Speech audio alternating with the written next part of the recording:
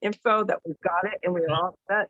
We are super pumped, excited, got a lot of passion going on today because, of course, it is Tuesday, and you know what that means. It's Triumph Tuesday. We're going to chat about ways that you can triumph or maybe celebrate what you already triumphed from. Good morning, everyone. This is Carol Sue, aka Naughty Boss, live from Providence, Rhode Island, with two Sisters. Hey, good morning, everyone. This is Janice, aka Wellness Diva 5.0. I feel good this morning. And, you know, excuse me, Triumph Tuesday is always a great day to acknowledge your goals. Where are you going? Where did you come from? What did you achieve? But also, you know, in a joyful way, to be kind, but be passionate about what you're passionate about. And obviously we have a lot of things to share with you today, as we always do on every day. So I'm going to turn it over to the firecracker. Right. Well, you know, we always really make our audience and viewers, listeners aware of different things that are going on in our world, because obviously we know that things that are in our own community, in our own state, in our own country impact our health and wellness. It has to be that way, right? Because if humanity is kind of fickle, where they see an injustice or something that they want to question, they get very passionate about it. And we have the same feeling towards a lot of different things. And we have been bringing to light quite a bit of information on CRT. If you don't know what CRT is, it is critical race theory, which most people will argue the point that it is not fact-based, it is theory-based. And it goes on the premise of that our society is really based on the color of our skin, in the sense of kind of putting us in boxes. So there's a box for the oppressor, and there's a box for people that are oppressed. So we chatted about that pretty in depth last time, but I wanted to share kind of an update of where parents are from a perspective of contacting their school boards, contacting their school committees, because first off, CRT is nothing new. It has been actually in existence for 80 to 90 years. I'm not going to get into the history of it, but what I'm going to tell you is, if you're experiencing different things, different changes going on within your own school, these things did not just occur overnight. That is the big assumption. Then all of a sudden this new curriculum is coming in and we're going to kind of try it out and see how it fits and blah, blah, blah, blah, blah. No, there is a narrative. As we frequently chat about on Two Sisters, there's always a story behind the story. So I would have to say that for most people, they might have started to see changes within their school districts or their particular schools, you know, maybe starting off with a new principal or a new superintendent. And then maybe a year later, you know, all of a sudden there's an assistant.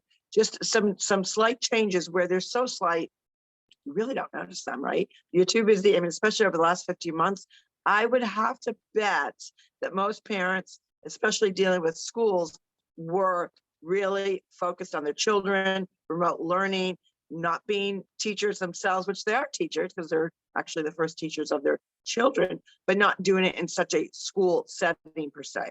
So they were preoccupied, I think. Don't you think, Jan, that parents were preoccupied the last 15 months? Well, absolutely. So why not try to manipulate your silly putty and just kind of sneak things in? And the other word that obviously we're hearing a lot about, I just want to add this to the conversation, is systemic. Ooh, I could talk for hours and hours about that. But what I will say about systemic is there are a lot of systemic morons out there, and I'll just leave it at that. Well, systemic does have a big play in it, because CRT is really chatting about race in a different way. And as we chatted when we first started talking about CRT, racism does exist. You know, human nature is such that we're not perfect. We're all made perfect in God's image. I truly believe that. But then what happens is the two sides of the coin. You've got good and bad, good versus evil, dark versus light, day and night. so there's two coins. And where humans kind of fail is because we have free will. We have the free will to make choices. And that is what really gives us the opportunity, though, with humanity, that we're also, as kind of icky as that sounds, we're also redeemable. We also can be sorrowful. We can also change our ways, look at things from a different lens, per se. And that is one of the key. With CRT, they have a lot of key phrases and key trigger words. So looking through a lens is another one. But racism does exist. But the problem with CRT is, first off, I do not believe, and this is my opinion, I do not believe our country is, as a whole, systemically racism all over the place. That is not true. Was that true many, many years ago? I would tend to think that. When I talk about years ago, I'm talking 50s, 60s. I don't think we are that way now. Do I still believe it exists? Absolutely. And I think it's an injustice. And it is something that, as parents, we have to be mindful. And that has to do with how we bring up our children, right? So I do agree with that, but you cannot say that you're going after racism by creating more racism. And I believe that's what CRT is doing. So for a quick update of what CRT is, it's two boxes. They have people in two boxes. You have the oppressors box, which is all white men and all white women. So the entire white race is in one box. And then you have the the oppressed box. Those are anyone that is not white. So African-American, Asian, Indian, whatever, Puerto Rican, whatever Spanish, whatever you want to come up with, they're all in that box, right? But the unique piece to it is that white women in particular are also in two boxes. We're actually the only ones that are in two boxes, per se.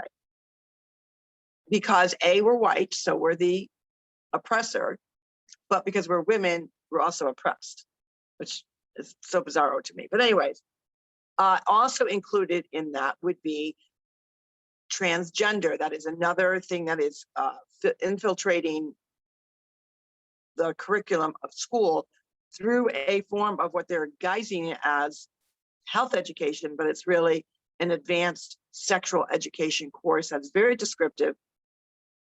So much so that Worcester, Massachusetts just passed it. And I actually, on my personal page, have actual excerpts from their actual curriculum, identifying what grade level, identifying not only grade level, age level, and what the curriculum actually in print says. Most people will kind of do their own diligence, read that and say, that is inappropriate. That language is inappropriate for children as young as 5. It's just a little, just doesn't make sense why they're doing something like that. The other key piece to it is critical race theory is just that it's a theory. It's not factual based.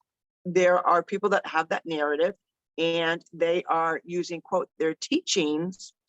And it's not that your school is going to implement, say, a CRT course. That is not what it is. A lot of people are confused on that. Isn't an actual course. You call it curriculum. It is using the current curriculum, but intertwining it with key words, coined phrases. So, excuse me, if you're hearing phrases, white fragility, white privilege, and there's a whole list of them. And I'm not going to go through the whole list right now because we did that on our last podcast. But what I'm saying is there are key things that are going on. And school committees and school boards are not necessarily calling it CRT, but they're using the tenets of CRT. So my question would be, why is it that so many states already have banned and actually set up legislation and law to ban CRT? That's that's kind of like a ding ding, that's a bell moment, right?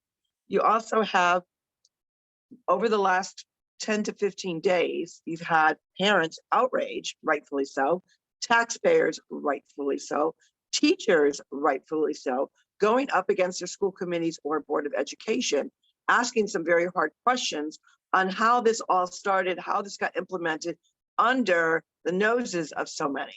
So a lot of times a school committee or school board or whatever, say, oh, we chatted about it. So I'm going to give an example because there is an important school committee coming up this Wednesday at 7 o'clock. The details is in Charlton, Massachusetts, and it has to do with the Dudley Charlton district. And why I have a vested interest in that is because I have family there. I have grandchildren there that go to this school. So you bet your sweet booty, this naughty boss is going to chat about it. This naughty boss is going to say, wait, stop, put the brakes on it. What happened in the last 15 months that parents, grandparents, taxpayers were unaware that this was going on? And now they're coming to a crossroads. Parents are asking questions, which is great. They're getting the word out to go. And what I would also say is it's not to go to the school committee and bark orders. It's not to get so emotional, which is an emotional subject, no doubt. But you have to be articulate. You have to present yourself in a fashion that you're going to ask the hard questions. You're also going to be respectful, not only in the school board of education, but for the parents that are there that are really just trying to understand it. So if you get all worked up and you start throwing accusations out without asking the hard questions first, you're not going to get anywhere. That is not a way to go to a school committee to ask questions. But what I will say is you do have to ask the hard questions. So some of the information that I've been privy to already, which is actual correspondence and documentation from the assistant superintendent of the school. There's a lot of contradictions in there. There's timeline contradictions because parents will say, wait a minute, where are the minutes you created this equity committee? Equity is another key word, coin phrase that you're going to hear a lot of. And at first, when you hear about it, or when parents hear about it, you say, well, this doesn't sound like a bad thing. You are enlightening our children on, different races and treating everyone with the same respect. That's not how they're doing it. There's a way of teaching certain things age appropriate, but they're also intertwining this sexual courses that are going to be in there. Now, I'm not saying this particular district is going that far, but the experts that I've already spoken to about it said that there is a pattern. The pattern first starts with a change in command, change of superintendent, change of an assistant, maybe some new principals. And a lot of these people do not have a vested interest in that community because they don't even live there. Some do, some don't. The other key piece is you start seeing some slowly things where they're going right to the student and forming committees. A lot of this stuff is behind the scenes that the parent doesn't know. And of course, the parent is the almighty person that's in charge of that child. So why would you disguise and or kind of hide things in such a way that they wouldn't know about it? And again, I'm going to give people the benefit of the doubt that it wasn't done on purpose, but because of the correspondence that we already have in place, the emails and the just the back and forth with parents, most people would come automatically to that conclusion. I would hope that instead of coming to that conclusion, ask the hard questions first. How did this, particular person get hired? Understanding that in this particular community, they hired a consultant who is supposedly a CRT specialist, has only a company that's been around for 3 years. There's little information that you can find, but I did dig up a lot of information on his social media. Social media. He has a tendency from his writings and what he's stating, I would consider it, from my personal point of view, as a CRT Marxist. Many people know that I've been very outspoken about the BLM movement. I'm not opposed to Black Lives Matter, White Lives Matter, Indian Lives Matter, Jewish Lives Matter, red, yellow, I don't care what color you are, we all matter, right? Well, you got to be not human if you don't think all lives matter, PS. However, I'm opposed to, and it's, again, my personal opinion, I am opposed to the Black Lives Matter movement because it is another thing that is disguised under that. Black Lives Matter movement is actually just reformatted, renamed, repackaged from the underground movement of the 60s, which is really going against, against government and, anti-American, anti-this, anti-that. Now, I'm not saying that there's not some pieces to it that are important and get you to think.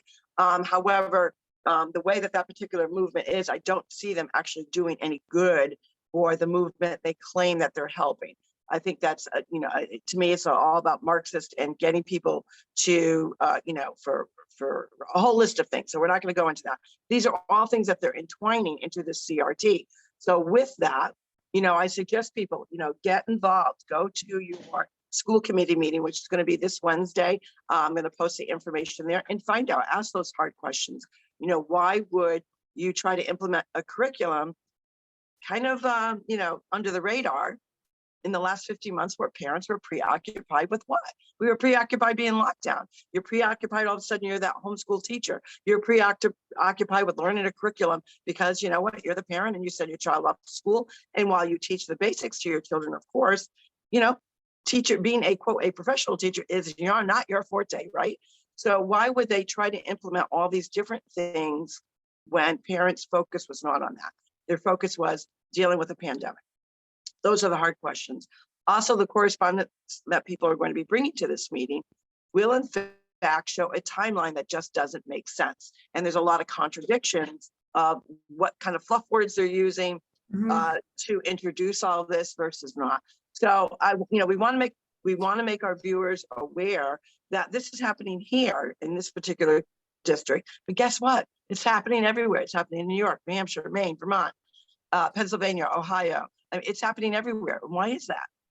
Jan, why do you think that all of a sudden all of these states are going through the exact same scenario, the exact same issue at the exact same time? Doesn't make sense. Doesn't add up. Well, here's what my gut is telling me. And usually my gut is pretty right. Not all the time, I will add. And I don't have any factual basis, but this is my opinion. And I want to make that very clear. Think of a slingshot.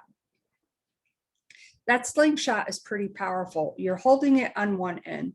You're holding it with another, with your other hand. And there's typically a ball or something like that, or some kind of projectile. So as all this other stuff is happening, the school board goes bing, and it comes back to them, because I think a lot of times these school boards are not asked the questions, will not be, don't think perhaps that they will be not only asked, but that people will start to connect the dots, so to speak, because they are preoccupied. So I think they were clever in the sense, now I'm not condoning this, but I think that they were clever in the sense that, hey, let's just throw this out there. Let's start mixing it up. And then the silly putty comes into play. Well, there are a lot of smart people out there, meaning the parents, that are starting to connect the dots, that are starting to see that it is okay to ask the hard questions. And I want to make it perfectly clear as well, when these school boards are up against these hard questions, I just want to say these hard questions are not directed at them personally. The parents that are asking the questions are taxpayers. And as a taxpayer, anybody that holds a public office is subject to questions, hard questions, is subject to the will of the public, the will of the district, the will of the people. And, that's pretty evident. Like if you hear some of the responses from well-educated political figures, and I'll just leave it at that, and people may know who specifically I'm thinking about. When you have to constantly come back with, I am this, I am that, but what you've said and done in the past contradicts what you just said, that's a slingshot. That's coming now. The slingshot is starting to be reversed. And school boards, public officials, all the higher ups, so to speak, are like, holy crap, people are starting to wake up. The slingshot is now being directed at me. Keyword slingshot and silly putty. There you go. And that is so true. And I think part of it is, you always want to give everyone the benefit of the doubt. You truly do. You don't want to go in there with accusations, but when you do have correspondence, I have to say in this particular district, kudos to the parents that have been digging, doing the research, checking with individuals, checking on this consultant that was hired, and really educating themselves on what this actually means, because you're talking about changing the trajectory. That's a hard word. Or changing the course. That's an easier way to say it. Of a child's life, and using the guise as changing the hearts and minds of children. The point being, it's not a teacher's job to change the hearts and minds of a child. It's the teacher's job to teach. Let them teach. From what I understand, this particular district has had 3 webinars with this particular consultant. Their last webinar was Monday, yesterday, the 21st. And the last question posed was basically, how are you going to implement my teachings with your curriculum? Or how are you going to implement my curriculum into your classroom? I'm not even sure that from what I understand, there's quite a few teachers, I would say more than half for sure, that are totally against this. So now you've got teachers up against the wall because they would like to speak out. I've talked to so many teachers that are retired that are appalled by this, that the school district would even consider something like this. When you're introducing and basically telling a child that they have to be ashamed of the color of their skin, that, basically they're bad because of the color of their skin. And there's also been a lot of outcry, especially from the African-American community, basically saying, don't tell me I'm oppressed. Don't tell me, the white folk kept me down and kept me from getting an education. I did it on my own 2 feet. I came from nothing and I knew I had to work hard. So you're basically telling one group of people that they have to be ashamed that they were born white, and that the other people have to be ashamed for the color of the skin because they're not going to get anywhere in life. I mean, that's it in a nutshell. And believe me, that's the least complicated way to explain it. CRT is that the white race, that they're going to teach people, young minds that we already talk about, that their brains are like sponges, that they need to be embarrassed. And that's a very simple version of the color of their skin, and shame on them for being white because they're bad. And every other color of skin out there of the rainbow, including adding in like transgender or any of that piece to it, that you are nothing, you will never amount to nothing, because the white colored skin people are keeping you and preventing you from being successful, and preventing you from being productive. My hair's all on my face. Preventing you from amounting anything in life. What a message to be teaching 5th grade, kindergarten, first grade, second grade, all the way up. There's a curriculum piece to it. So again, it is not, I want to make sure we understand that, it is not that they're teaching a specific class. It is woven into the verbiage. And I'm going to give you a very simple, two simple explanations. And these are very simple examples. I encourage everyone to go to the school committee meeting that Wednesday. And I believe it's at Charlton Middle School, but I'll post where it is at 7 o'clock, and listen. Even if you don't want to ask the questions, just go listen to the parents that already done a lot of research, a lot of homework, and hear where they're coming from. And then you're going to hear it right from the mouths of the school committee and hopefully the superintendent and the assistant superintendent. So 2 small examples. And these are actually happened, by the way. A child, very young, and I want to say maybe about 3rd, 4th grade, whatever whatever was being kind of woven into whatever she was learning. She comes home and her mom is watching a movie. I believe it was a movie. And she commented, "Oh my God, I love that outfit. She's so cute. She looks so cute in that outfit. I've got to try to find out what store."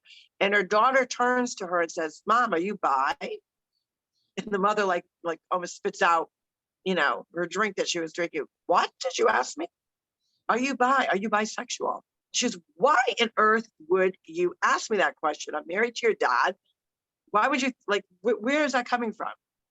Now, again, this doesn't mean there's anything wrong with somebody that's bisexual, but why would all of a sudden a child that young come home and ask the question where she never heard it from her own home, the own safety of her own home? She didn't hear it from her parents about maybe sexual education and kind of enlightening them on what they thought was appropriate for whatever age she specifically was. Oh, we girls like each other and think each other is pretty, that they're bisexual. Got to know that. The mother was appalled. That's alarming for a child come home and say that. And it does not mean that that subject doesn't have to be touched upon, but where's the parents' input? Isn't that the parents' right? Another very simple example of CRT.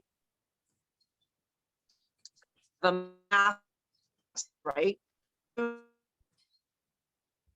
One is black, and they're not teaching a specific course. They're wanting ideology, and they're indoctrinating children through their regular courses, but just using keywords and samples. You are a white teenage boy. You are a black teenage boy. You both just got your car.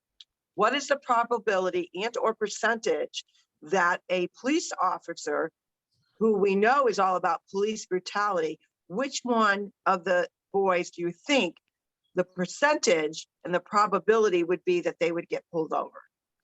Now, again, they're using a mathematical kind of a, problem solving percentages. They're talking about that, but they're introducing two different races, and they're now also introducing their ideology of police and police brutality. So you're connecting all the dots. Is that a teacher's job? My opinion is no, that this is not a right way of teaching. And I truly believe that teachers do not. You're going to have those few teachers that do, just like we always talk about in any case scenario.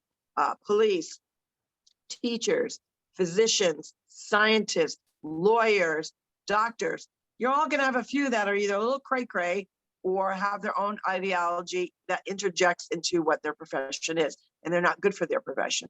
Those are called bad apples, right? Talking about school, those are bad apples. Doesn't mean that everyone's a bad apple. So I'm not saying that all teachers are like this, and I'm also saying that most teachers probably don't want this type of curriculum because it's an added stress, which we already know stress affects our health and wellness. It's an added stress for them to put out a curriculum that they're against, that they don't believe in, that they also feel like it's no business them to even interjecting that way. That's a parent's responsibility. And that's why parents and taxpayers are have to go and be aware of what's going on in their school district. Because guess what? Your taxpayers, your tax dollars are going for what? To pay for your school board and or your school committee.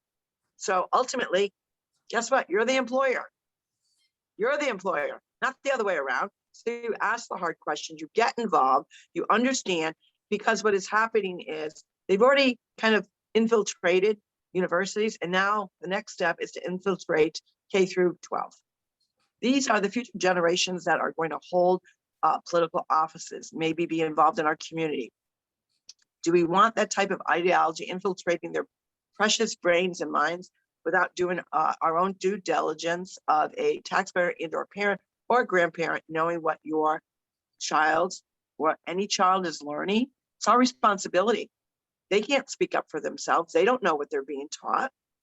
They're just happy. They're probably just, especially after the last 15 months, are just happy to get back to school and see their playmates. So can you imagine two little girls in the play yard? One compliment, oh, you're so pretty, I like your hair. And, then they're going to use that to interject, oh, we got to embrace your sexuality. And I'm not saying, I want to make sure that I'm clear about this. I'm not saying that those hard conversations as they get older, those particular topics need to come up, because you want to make sure that everyone is welcomed and everyone's treated in the same manner. So my suggestion, and this is how I'm going to leave it, and then I'm going to turn it over to you to close out. There is one curriculum that is never dated. It stands the test of time. It embodies the human spirit. And this would be one that should be in all curriculum, not in just schools, should be in our workplace, should be in our churches, because you have to know that too, that this particular ideology is going to butt heads with Christianity altogether. They're totally contradictory. But this particular rule is universal. It should be widespread. It should be worldwide. It's the golden rule. Treat other people the way you would like to be treated and pass kindness on, tolerance, those kinds of things. Children do not see color. And it is the adults that are infiltrating the minds of children that just want to be happy and have playmates and learn and be children. Why make them cultural Marxists? And I'm going to turn it over to you, Jan. Wow, so much I could say, but we want to wrap it up because we do respect your time. We do appreciate the feedback, the comments, the direct messages. Keep them coming. The golden rule here is what we were brought up with and how we live our lives. My name is Janice, AKA Wellness Diva 5.0 in North Haven, Connecticut, where we're going to have a lot of rain today, but I am with two Sisters, and this is Carol, so AKA Naughty Bus, live from Providence, Rhode Island. Going to check out Federal Hill today before we take a jet plane all the way home back to Vero Beach. It has been a pleasure and honor to be able to share what we know, share our passion, and we will see you tomorrow for Wellness Wednesday, where we're going to talk about how to have a good relationship with money and paying it forward and being kind to everyone, like we do every day. It all impacts our health and wellness. You guys have a great day, everyone. We'll see you tomorrow. Bye-bye.